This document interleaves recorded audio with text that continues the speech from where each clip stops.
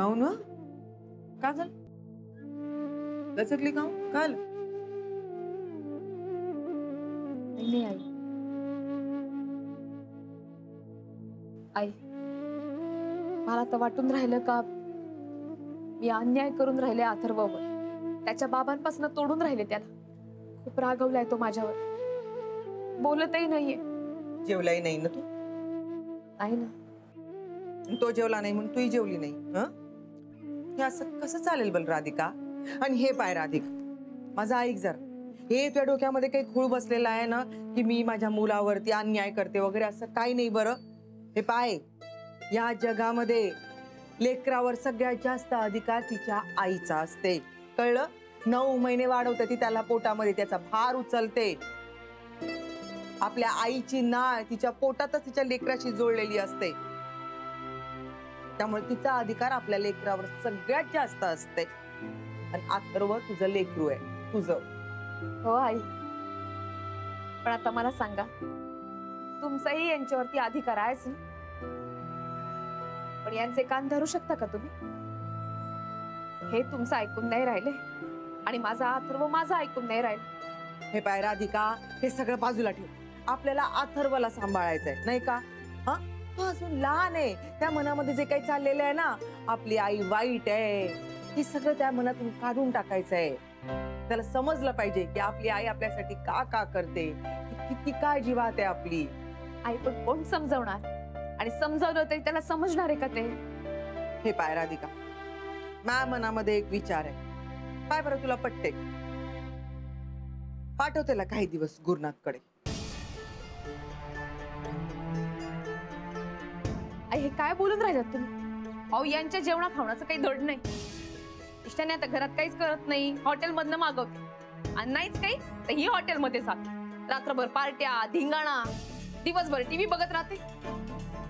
कसं होणार आहे आपल्या अथर्वसाठीचे? राधिका बाई, हे सगळं तुला वाटते, पण अथर्वला देखील जरा स्वतःच्या डोळ्यांनी पाहू दे बरं. पोरग लहान आहे पण डोक्यानी भारी आहे बरं. सगळं कळते त्याला, कळू दे त्याला आपली आई कशी असते आणि ती शन्या कशी असते. आपण बाबांकडे गेल्यानंतर आपले काय हाल होणार आहेत, कळू दे जरा त्याला. अहो, पण आई, या सगळ्यात अथर्वचे हाल नाही का? त्याला काही त्रास गीस झाला तर? त्रास बीस होत नाही, ऐक माझं तू. 2-3 दिवस त्रास येईन ना परत तो.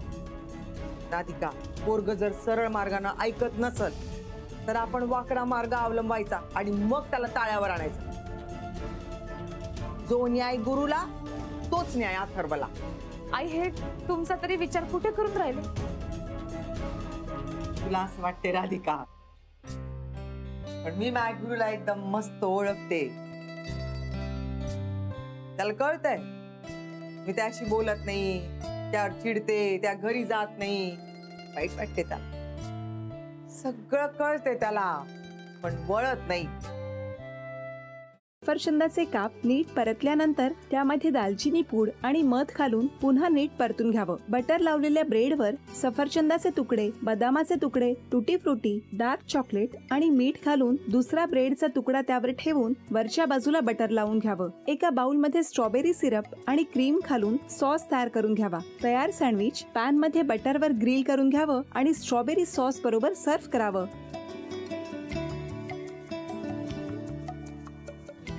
हे जेव्हा बोलत होते तेव्हा मी बघत होतो की या दोघांनी स्वतःचा संसार उभा केलाच, पण स्वतःच्या संसाराबरोबर अनेकांच्या आयुष्यात आनंद निर्माण केला. तो आनंद महत्त्वाचा. हसत राहा, आनंदी राहा असं म्हणत शुभेच्छा देऊया.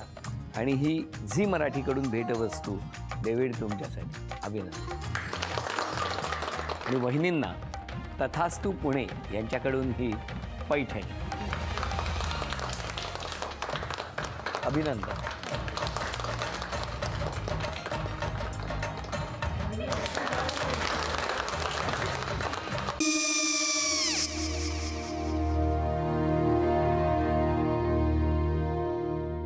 काय गो? हा, काय झालं? काय झालं? काय आले, मी निकाल लावून आली. हो, पण तिची आईच काय बोलली? तिला वाटलं का सगळ्या निशाने आपल्या चुका कबूल केल्या का? आई, मी चांगलं सुनावून आली आहे. त्या तिची बाजू घेत होत्या पण मी लक्ष दिलं नाहीये. खूप झालं आता. चांगुलपणा खूप झाला. मऊ दिसलं ना की कोपऱ्याने खणतात ना माणसं, ते असं. अगो पण आईच म्हणली काय तिची, पटला काय ती का? मला माहिती. आई मी तुम्हाला नंतर फोन करते. हो आणि आई बाबा जे बोलले त्याचं वाईट नका वाटून घेऊ.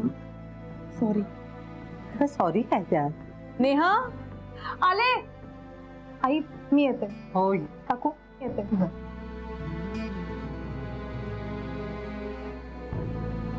सावकाश जाग. हो हो. मग काय काकू, कधी उडवता लग्नाचा बार? बघूया.